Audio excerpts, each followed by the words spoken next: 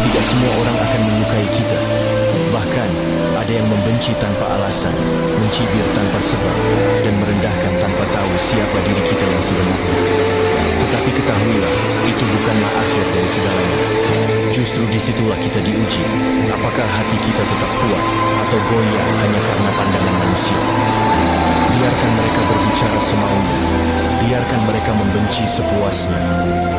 Jangan biarkan kata-kata mereka meracuni